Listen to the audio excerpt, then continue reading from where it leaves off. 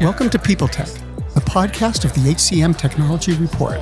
I'm Mark Feffer, recording today on the expo floor of the HR Technology Conference and Exhibition, and I'm joined right now with Mervyn Dinnen, and I think I mispronounced that, Mervyn. I'm sorry, Mervyn Dinnen. Mervyn, why don't you take a minute and introduce yourself? Thank you, Mark. Yes, I'm Mervyn Dinnen from the UK. I'm based in London. I'm an analyst, writer, speaker around HR talent work tech trends. I collaborate with HR recruitment tech companies to kind of research what's going on and to write reports. I've co-authored 2 books called Exceptional Talent and Digital Talent. And I have a brand new podcast called HR Means Business, which is based on the HR Happy Hour network, in which I'm looking to hopefully explore some of the trends that we're hearing about here, the big issues for HR. So, as you've been wandering around here and attending sessions and all that kind of thing, what are you seeing that really strikes you this year? The first thing that struck me when I walked in is because obviously this hasn't been on for 3 years, and if I think back to all the previous HR Tech Expos I've been to everyone since 2012. As you walk in, there's usually huge booths from people like Workday and ADP and Oracle and Success Factors, and that's usually the first sign. Walking in to the expo hall this year, it's all recruitment. It's, if you look at the big booths as you walk in, it's Paradox, it's Eightfold, it's Phenom, there's a big shift there. And I think it represents a lot of the challenges we have in the market, which is talent, how to find it, how to hire it, how to retain it, develop it, keep it. And the fact that it's the AI, the data organizations, and the recruitment ones that seem to be front and center. And a lot of the sessions I've been in are very much around these kind of challenges around finding talent, keeping talent, and I suppose, areas like that. Well, that's something of a double-edged sword, isn't it? Because on the one hand, it gives employers a lot of options, but on the other hand, it can be confusing. Yeah, I think it is confusing. I get the impression from the odd conversations I've had with attendees that there's a lot of there's so much advice out there and so many different ways to do things that it is quite confusing as to there's no real kind of, well, this is the obvious, there's no consensus, this is the way you find the talent you need, or this is the best way to hire them, this is the best way to assess them, this is the best way to integrate them. There isn't that, because everybody, I suppose, is offering something slightly different. But I think it's been a gradual progression there. I mean, we're sitting on the Fuel 50 booth, and I remember seeing Fuel 50 back in 2016, where Anne had a group of analysts to show us the system, to demo it, and back in 2016, internal mobility didn't seem like it was something that would be a huge sector within the HR tech industry. But I remember the discussion that I had with her at the end, saying that it will become a talent acquisition issue gradually, because if I go back to when I started in the workplace, that's how you got on. You joined a company and they developed you and they moved you around and they gave you new challenges within the organization. And then we went to the phase where the only way to develop your career is to keep changing companies. And now we're in a time where I suppose a lot of the accent is on retention and development of talent and skills. And so we're back to looking internally first, which is a good thing. Do you think there's any need, or would it be advantageous for a vendor to get involved at the talent acquisition phase and do pretty much everything all the way through the exit? Well, I think that there's a lot that are hoping to do that, and that's by acquisition. So it's the.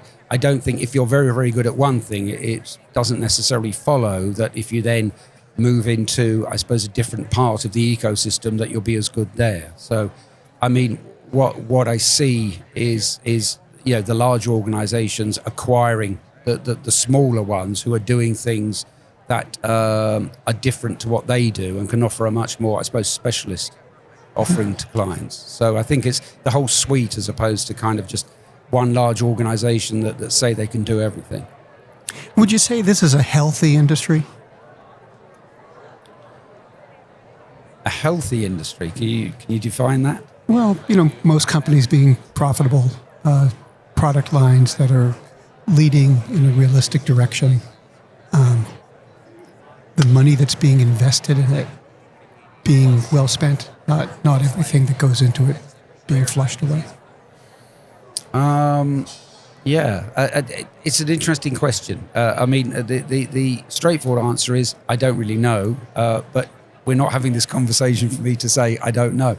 I think there are dangers, and I think that if I'm looking at the user end, so if I'm looking at the corporate end, they might get locked into contracts where ultimately their business goes in a direction where maybe their technology suppliers aren't able to support what they need at that time. I mean, one of the big things for me coming out of, and it's not a surprise, I suppose, all of the events that I've been involved with, either virtually or in person, like here, post-COVID, have had a very much centre on well-being. And so, I mean, that's one of those areas where I think that, for large tech companies to then try and have some form of well-being offering might not sit right. There are a number of quite small and growing well-being operators who all do different kind of things. And I think that's the way to go there. So whether or not any of those will eventually get taken over, I don't know. But I think that as things evolve and some of the areas like the well-being, I suppose, and the skills development become very specialised, then I suppose the time of the one big tech company that does everything will pass. Now, one of the things that's changed over the last 3 years, as you were talking about, is the emphasis on skills. It seems like everybody's talking about skills. A lot of people have opinions on this, but I'm curious just to know what you think. What's behind it, and is this something that's kind of a cultural shift, or is it just kind of a business rise for a little while? I think it's been a gradual thing. I mean, I remember 2-3 years ago, before COVID, I can't remember where I saw it, but there was a lot of writing about this shift from job-based HR to skills-based HR. And I think that it's probably been a natural kind of shift to this concept of the skills. There was the World Economic Forum report back in 2016-17 about 50% of skills will need to be upgraded within the next 5 years, and there's been a lot of predictions like that people's jobs are changing, and the more we go through digital transformation, we require then different skills within the organisation. In fact, that's covered in part of the book, Digital Talent, that I co-authored. So I think there's something, I think, personally human about it. It's enabling the individual to maybe develop a range of skills and interests that might help them in their career, in their growth, in their well-being, in their satisfaction with themselves at work, if they feel that they're learning more and doing more and being able to change. I think that it has to be right. It can't just be an add-on. It can't just be, we're helping our people develop skills, but we're not going to use them. It's almost like a hobby thing. But I think one of the things that I see happening in all the sessions I've been to and just going around the hall talking to vendors is this shift from kind of management and direction to support and enablement. And historically, it's all been about very much organisations. We manage our people. Performance management, and there's there hasn't been this kind of, I suppose, softer. Maybe it's going to be more post-COVID with the accent on well-being. But actually, it's about supporting people, supporting and enabling them, supporting and enabling our people to be able to achieve their best work and be happy with what they've achieved. So I'm not saying that, you support your employees in developing skills they're never going to use, because that then becomes a hobby that I suppose they can do in their own time. But I think that by helping them develop skills, you're helping them possibly to do different work, to do more work, to get more satisfaction from the work they've done. And if they're happy with their development and they're satisfied, then you're going to retain them. I've heard it said that there's 3 ways to get skills. You borrow them, buy them, or build them, which I think is a good way of encapsulating it. But it also strikes me as being a terribly complex problem. If someone in a corporation is going to try to balance those ways out in a way that makes sense to use contingent workers here, contractors there, full-time people there. What do you think of that? I think it's inevitable. And I think that, if I go back, I mentioned earlier, when I started work, started working, you remained in one organization. So I think, even back then, you would bring in people. So you might bring in somebody from outside, borrow, if you like, for a 3-month assignment or whatever to do things that maybe nobody in the organization could do or maybe didn't have the bandwidth to do. So I don't think it's new. It's just that the buying part is the thing that's becoming very, very difficult. So the talent market is challenging, as we've heard in probably every session at this conference and every session at every conference over the next year or two is going to be challenges of hiring. We can't find the people. How do we retain the people? And that's going to be a challenge. And there are a whole shift. There's whole reasons, demographic reasons, economic reasons why it's becoming difficult. And the pandemic, we know people have left the workforce. I'm not getting involved in any hashtags like great resignation, great rehiring, quiet quitting and all of that stuff. That just sells kind of reports on the digital sites. But it has become more difficult to actually attract, hire and retain the people you need. And so you have to look at other ways that you're going to achieve ultimately all the company goals. And it might be by borrowing and it might be by building. I think borrowing it has become more attractive because the I suppose increase in remote working or the increase in organizations realizing that they don't need people in a location all the time, which we've seen in the last couple of years. So it opens up the world effectively. So, in terms of the borrowing, it can be somebody on another continent, who's doing that assignment for you. So I suppose that's been opened up a bit, which is why it's top of mind. But I think it's, if there wasn't a problem with the buying, then we wouldn't be hearing as much about the borrowing and the building. Now, the building seems like a pretty big undertaking, to get the systems to be engaging and to be useful and all of that kind of thing.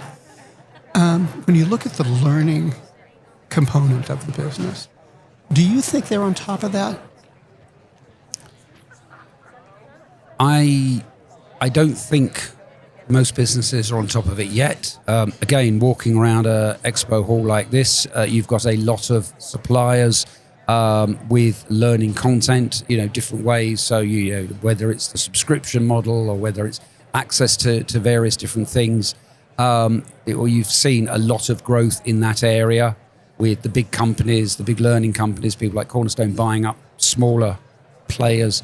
So I think learning is an area where people are really, really trying to, it's a very much a growth area in the HR tech or the work tech market.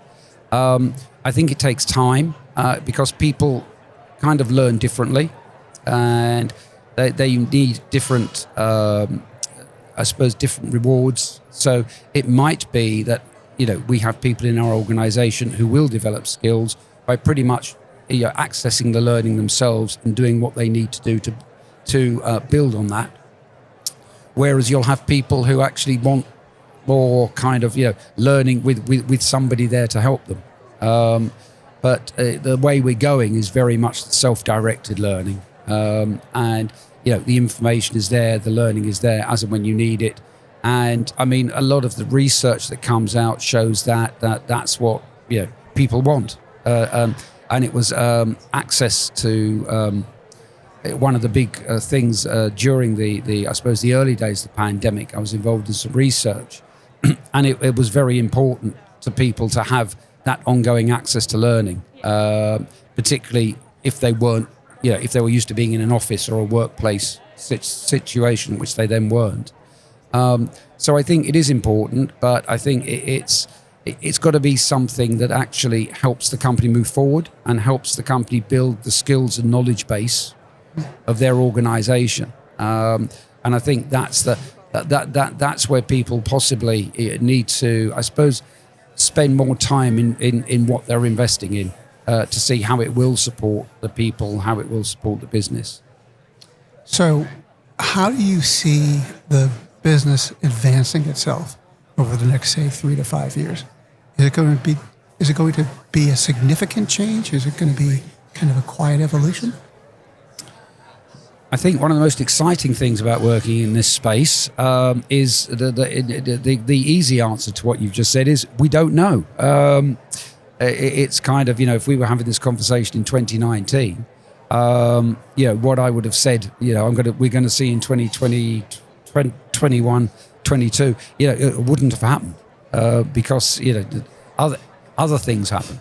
And I think certainly in the West, we've got, in most countries, a rising cost of living crisis, energy problems, a health or a mental health and well-being crisis as well. And I think that's possibly changed the game a little bit. And that's why I say about, the language moving more towards like support enablement rather than kind of management. And I think that it will be an interesting time. But I think organizations will find over the next 3 to 5 years, it's not a straightforward path. There's going to be twists and turns along the way. And, we don't know what's going to happen next. But one thing that has happened is that after the 2 years of COVID, people as individuals have pivoted slightly in what they want from life, what they want from work, how they want to live their life, how they want to balance, I suppose, work and life, family, outside interests. And I think organizations are learning at the moment how to kind of satisfy that, but also, have got to balance it from their own side as well. So I think that how this all plays out over the next 3 to 5 years will be fascinating, which will keep us coming to events like this, and will keep the vendors iterating what it is they do. But I think it would be it's not easy to predict. And those who say, look, within 5 years' time, this will happen and that will happen, might have research, but a lot of it's guesswork as well. Well, thank you very much for taking the time to come talk to me. It's been a pleasure.